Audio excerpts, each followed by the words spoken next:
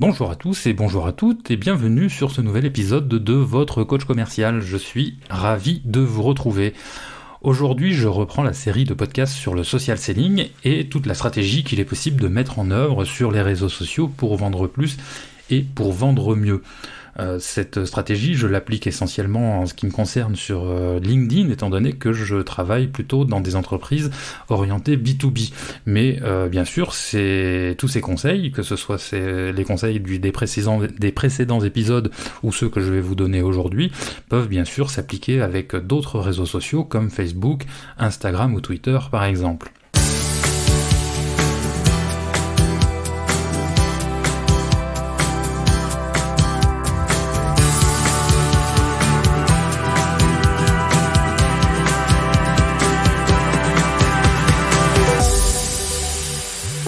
Donc pour rappel, nous avions vu dans les épisodes précédents sur ce sujet, sur ce thème, ce qu'est le social selling, qu'est-ce qu'on peut attendre du social selling et les stratégies de social selling que l'on peut mettre en œuvre. Nous avions vu aussi le ciblage de nos prospects, comment définir notre cible, les questions qu'il faut se poser pour véritablement définir notre ciblage, et nous avions vu aussi comment optimiser son propre profil pour faire en sorte qu'il soit le plus vendeur et le plus attrayant possible. Donc aujourd'hui, nous allons donc pouvoir aborder le sujet de la création de contenu. La création de contenu, bien sûr, adaptée au social selling, adaptée aux réseaux sociaux, savoir pourquoi il faut créer du contenu et surtout comment le faire. Vous allez pouvoir retrouver tous les épisodes et tous les articles sur ce sujet et sur bien d'autres sujets sur votrecoachcommercial.fr, tout attaché, votre coach commercial, le blog. Les épisodes de ce podcast, ils sont tous retranscrits, comme ça, pas besoin de prendre de notes, tout est sur le blog, il suffit d'y aller faire un tour. Mais commençons par nous poser la question de savoir pourquoi est-ce qu'il faudrait créer du contenu sur les réseaux sociaux et notamment sur LinkedIn. Pourquoi est-ce que je m'embêterais finalement à prendre sur mon temps de travail, à passer pas mal de temps et d'énergie pour créer du contenu ? La première chose à bien se mettre en tête, c'est que les clients, et notamment les acheteurs en particulier, s'informent de plus en plus de leur côté. Ils s'informent seuls et utilisent beaucoup l'outil Internet pour cela. Il faut donc, pour pouvoir rester visible de ces clients, de ces acheteurs, mettre en place une stratégie de présence de sa marque, de son entreprise bien sûr, mais aussi de ses offres, de ses produits, et une présence de soi-même, c'est-à-dire être présent dans tous les carrefours d'audience. Je fais une petite digression, mais enfin ce qu'on appelle les carrefours d'audience, c'est tous les endroits où on va pouvoir maximiser sa visibilité. On peut parler par exemple de Google avec les petites fiches Google, on peut parler aussi d'applications comme Waze ou tout simplement les réseaux sociaux, et c'est ce qui nous intéresse aujourd'hui. Donc globalement, finalement, avoir une stratégie de visibilité. Tout ça pour capter l'attention de nos futurs acheteurs, rester visible rester dans leur radar, c'est-à-dire que dès qu'ils imaginent avoir un début de besoin qui nous concerne, il faut pouvoir être présent dans leur radar et garder cette présence finalement sans avoir à les interrompre, à les appeler, à les contacter au téléphone, à les contacter par mail, chose que l'on fait finalement qui tombe toujours plus ou moins au mauvais moment. Donc finalement, rester présent sans véritablement les interrompre. Et ça, c'est possible grâce à la présence digitale, c'est-à-dire exister là où existe notre prospect, notre client, et communiquer de façon efficace. Tout ça, finalement, c'est un résumé de la raison d'être du social selling, et c'est ce que nous cherchons véritablement à mettre en place. Alors, l'objectif de la création de contenu dans notre stratégie de social selling, comme je le disais, c'est lorsque notre client ou notre prospect a un besoin à résoudre, un problème à résoudre, il faut qu'il pense à notre solution qui va pouvoir être à même de résoudre son problème. Il doit vraiment se dire, il faut vraiment que j'appelle ce commercial. Et pour ça, il faut effectivement rester en mémoire. Il faut qu'il pense à nous, et c'est-à-dire qu'il faut que régulièrement on vienne rafraîchir sa mémoire en étant présent sur les réseaux où lui-même est présent.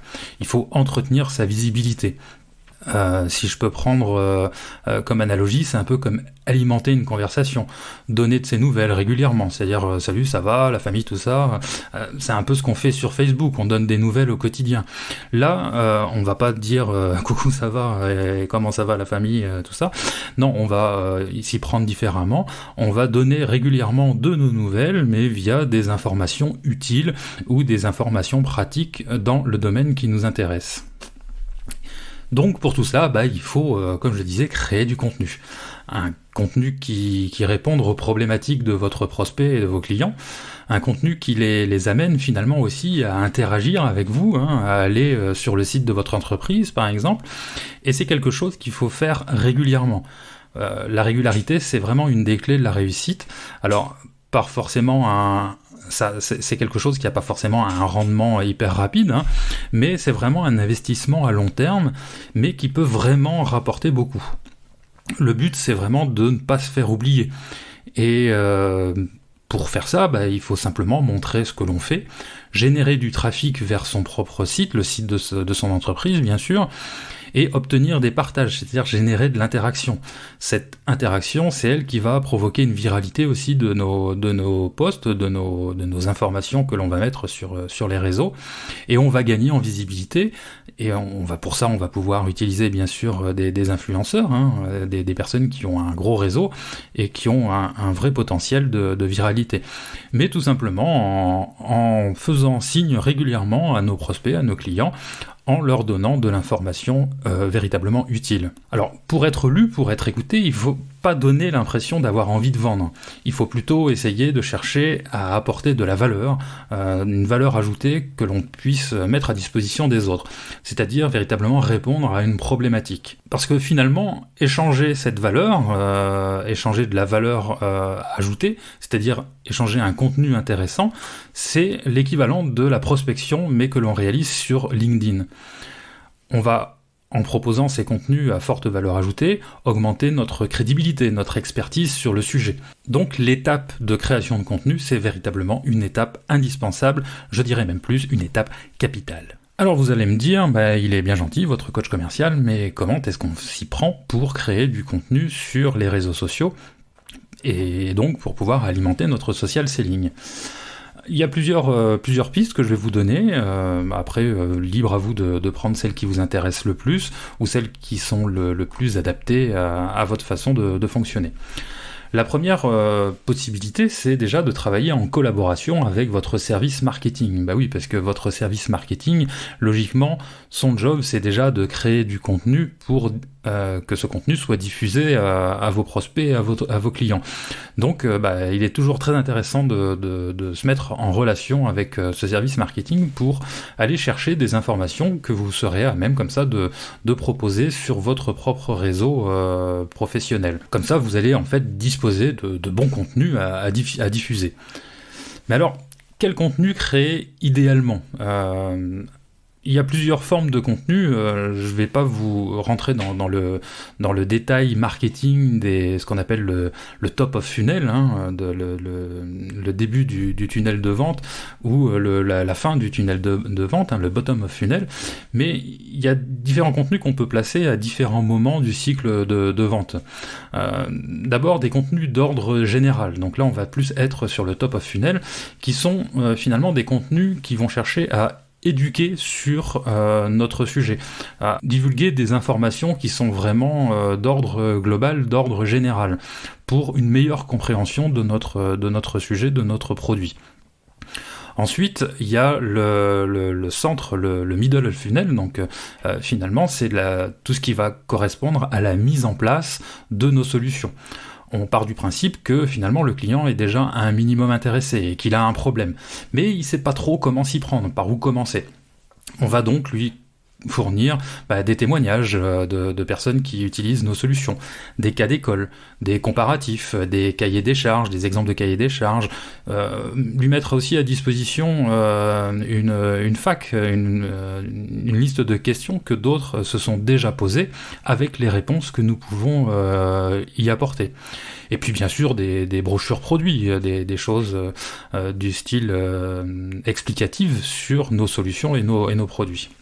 Et plus en amont, on va pouvoir aussi proposer du contenu qui va correspondre finalement à la fin du tunnel de vente, donc des incitations pour que notre client, pour que notre prospect passe à l'action. C'est donc plus ce qui va correspondre à la fin du tunnel de vente, le bottom of funnel.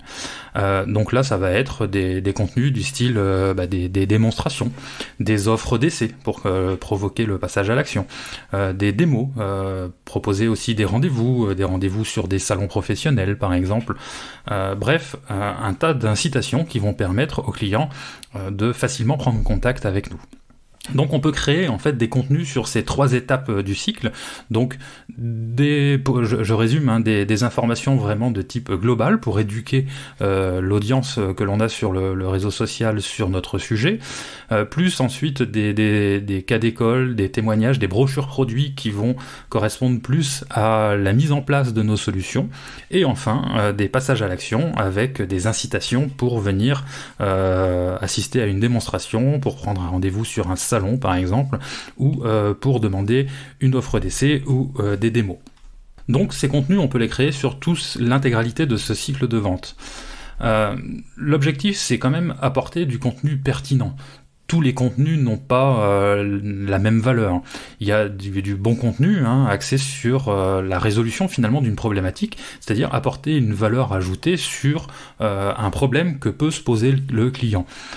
Tout ça, ça nous donne quand même beaucoup de crédibilité et ça renforce notre position d'expert sur le réseau.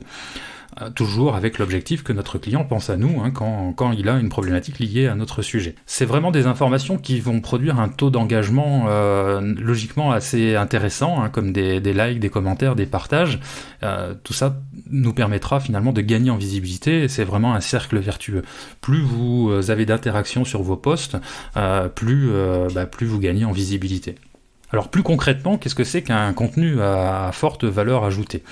Ce sont des contenus du type articles de blog, c'est-à-dire ce sont des documents ou des textes relativement longs, relativement détaillés, qui sont sourcés, sur lesquels on peut amener des preuves au cours de notre démonstration. Et souvent, finalement, ces contenus, ces articles longs, vous pouvez les récupérer auprès de votre service marketing. Ça peut être, par exemple, le descriptif d'une offre, d'une solution. Une autre forme de contenu à forte valeur ajoutée, il y a les vidéos. Alors des vidéos qui vont faire moins de 10 minutes, par exemple face caméra, pour faire une présentation commentée, par exemple une présentation commentée via Screencast, ou alors des sortes de PowerPoint, des présentations que l'on peut mettre sur SlideShare par exemple aussi, mais qui vont être sous forme de vidéos et qui vous permettront de les commenter. Il y a des contenus du type podcast, comme je suis en train de faire là, qui peuvent être assez détaillés et sur lesquels on va avoir un taux d'engagement intéressant. Bref, ces contenus à forte valeur ajoutée sont bien souvent des contenus comparables à des monologues, que ce soit des monologues écrits, des monologues vidéo, des monologues parlés. En ce qui concerne LinkedIn, il y a quelque chose d'assez intéressant pour réaliser ces contenus à forte valeur ajoutée.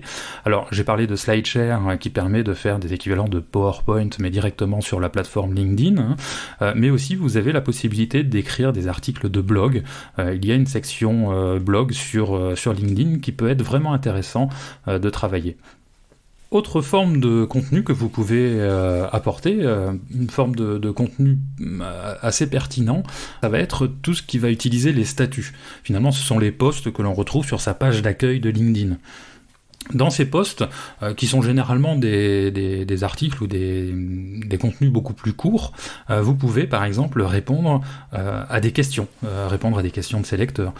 Ça permet en fait de créer pas mal d'interactions. Alors ça peut être aussi des questions un peu polémiques. Par exemple, pour votre coach commercial, ça pourrait être quels sont selon vous les 3 savoir-faire primordiaux pour être un bon commercial. Vous posez la question à l'ensemble de votre communauté qui logiquement devrait interagir avec vous en répondant à ces questions, ou tout du moins en interagissant en utilisant les likes, les applauses, etc., toutes les petites interactions que propose LinkedIn sur son réseau. Autre type de questions polémiques que vous pouvez poser, polémique c'est un bien grand mot, enfin des questions qui intriguent en tout cas, c'est toujours pour prendre l'exemple de votre coach commercial, ça pourrait être une question du type la prospection traditionnelle est-elle morte avec l'avènement du social selling? C'est une vraie question sur laquelle les gens vont pouvoir se positionner, vont avoir un positionnement généralement relativement fort, et donc ils vont interagir avec votre post, et tout cela, comme on l'a vu auparavant, ça va permettre d'avoir pas mal de viralité.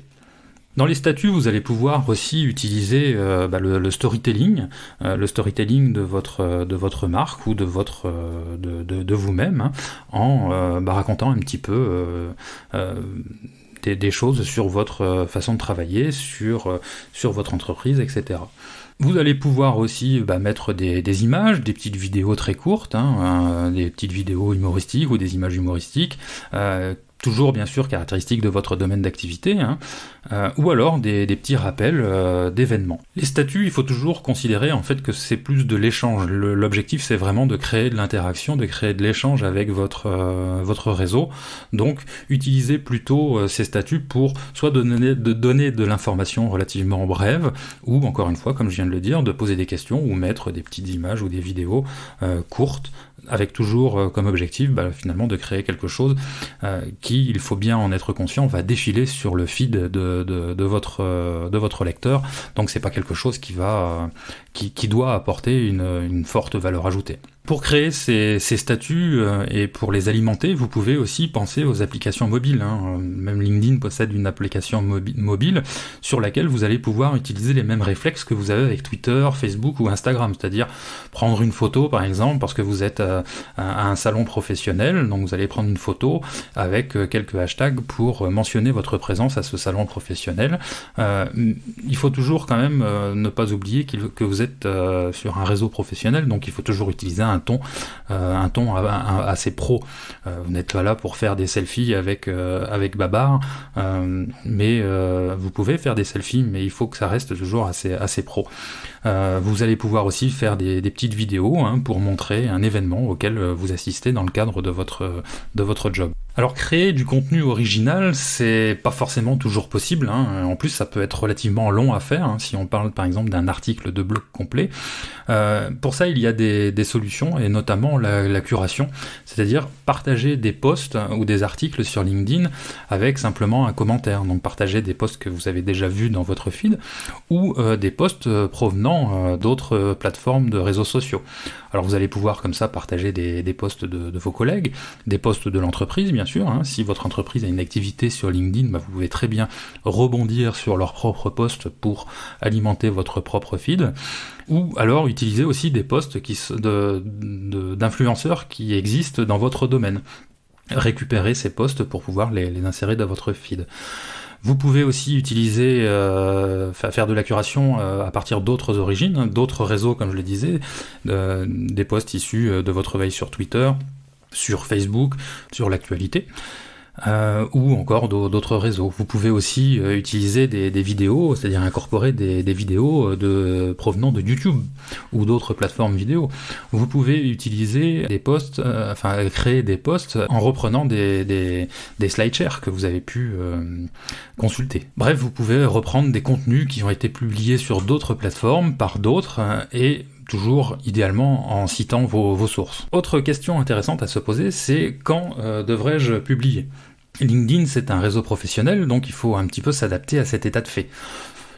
À mon avis, il n'est pas très utile, par exemple, de publier le week-end.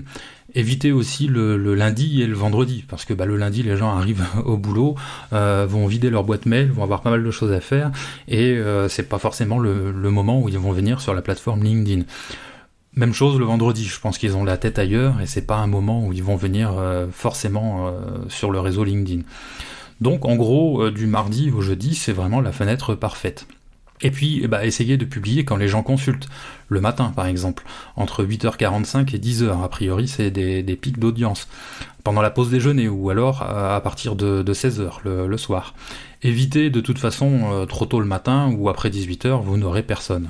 Parce que c'est assez important de bien cibler les moments où vous allez publier, tout simplement parce que, toujours pour une question de viralité, à partir du moment où votre post va être commenté, liké, partagé rapidement sur le réseau, ça va créer une viralité, c'est-à-dire que votre post va être présenté à beaucoup plus de monde.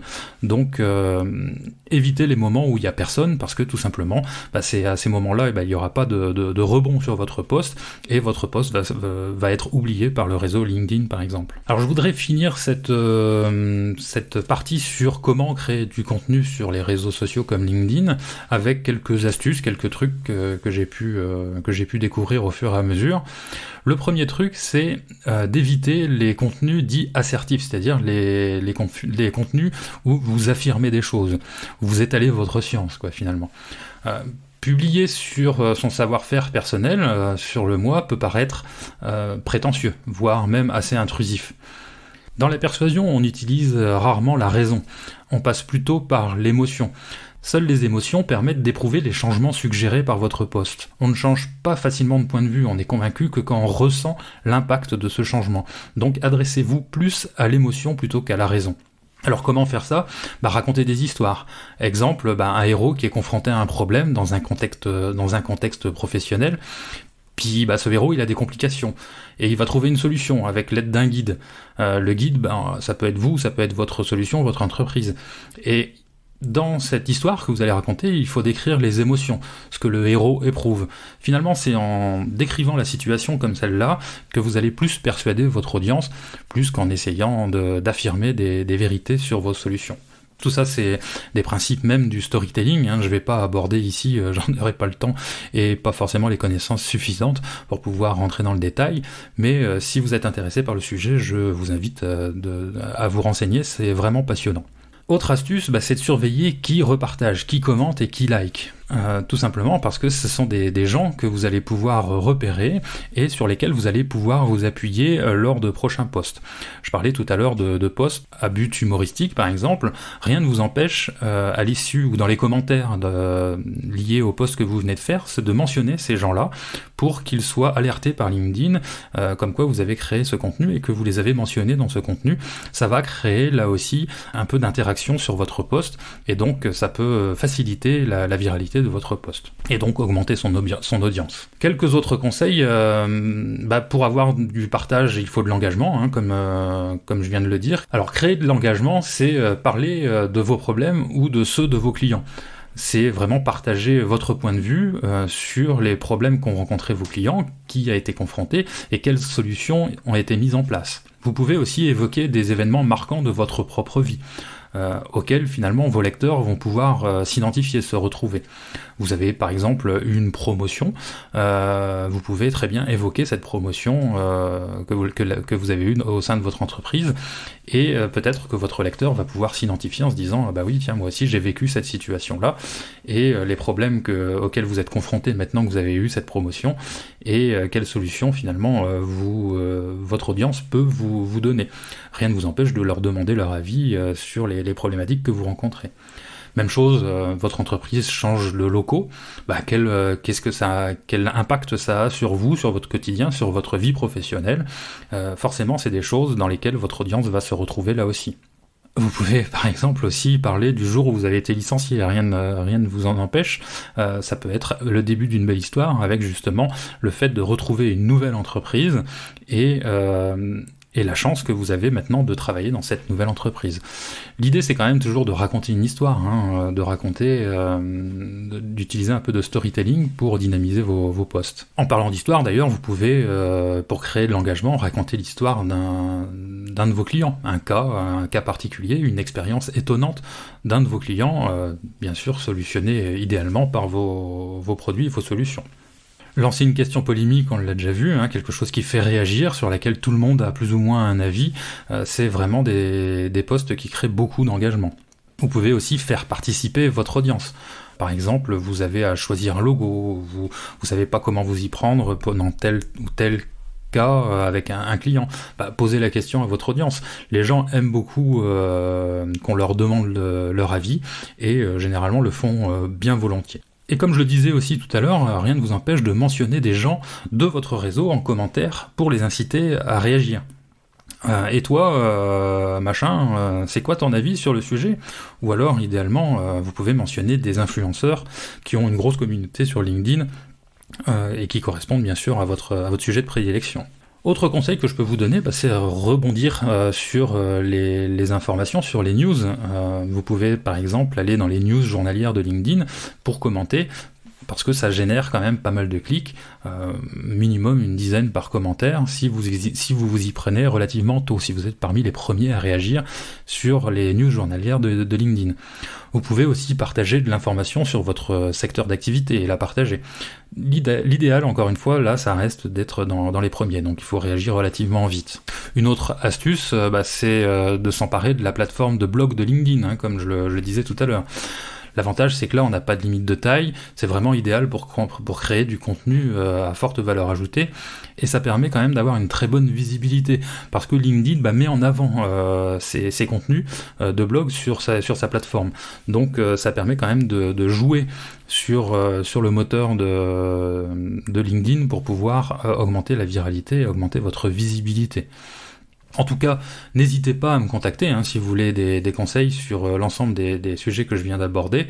Là, je ne peux pas, en un simple petit épisode de podcast, rentrer dans le détail de tous les points que j'ai évoqués, mais on peut le faire très, très facilement sous forme de discussion via Skype ou de micro-coaching.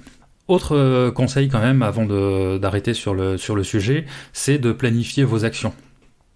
Essayez de créer une liste de tous les contenus que vous pouvez réaliser sur une semaine, sur 15 jours. C'est-à-dire vraiment programmer la mise en ligne de tous vos contenus en fonction de la fréquence que vous souhaitez adopter sur les réseaux. Listez les vidéos, les PowerPoint, les articles, les idées de posts que vous pouvez mettre, sachant que idéalement c'est quand même intéressant de créer l'équivalent d'un contenu par semaine et l'équivalent de 2 à 3 posts par semaine. Alors j'espère que vous avez trouvé quelques conseils à mettre en œuvre pour accroître votre présence sur les réseaux sociaux et aussi pour pouvoir vous servir de LinkedIn ou autres réseaux pour prospecter. En tout cas, contactez-moi si vous voulez des conseils plus personnalisés, je suis vraiment là pour ça. En parlant de conseils, je vous rappelle que je vous ai fait un petit guide sur le traitement des objections, un petit e-book d'une 50aine de pages qui est disponible gratuitement sur mon blog, et vous pouvez donc retrouver cet e-book très facilement en vous inscrivant. Il y a différents formulaires qui vous permettront de l'obtenir. J'ai eu vraiment pas mal de retours très positifs sur cet e-book, donc n'hésitez pas à aller y jeter un œil, c'est vraiment avec un immense plaisir que j'ai à partager toutes ces astuces que j'ai pu accumuler à travers mon expérience professionnelle. J'en profite aussi pour vous faire une annonce sur les nouveautés qui va apparaître sur le site. C'est une petite rubrique coaching qui va bientôt apparaître. J'ai pas encore véritablement planifié ça, mais ça devrait arriver en tout cas au cours du premier trimestre de cette année. J'y proposerai des séances de coaching gratuites. Pour cela, vous aurez un court formulaire à remplir. Alors je pourrais pas prendre tout le monde en fonction du nombre de personnes qui vont faire une demande de coaching gratuit comme ça, donc c'est pour ça que je crée un petit formulaire pour un peu tester votre motivation, et je vais conserver les plus motivés, et je vais créer comme ça quelques séances de coaching par semaine. Le sujet de ce coaching personnalisé, ce sera celui de votre choix, alors n'hésitez pas à participer et à mentionner l'étape de la vente ou le sujet que vous souhaitez voir développer dans ce micro-coaching. D'ici là, à bientôt pour la suite de la série sur le social selling, la suite et la fin, encore 2 ou 3 épisodes sur le sujet je pense, mais on va en venir à bout assez rapidement. En tout cas, bonne vente à tous et à bientôt.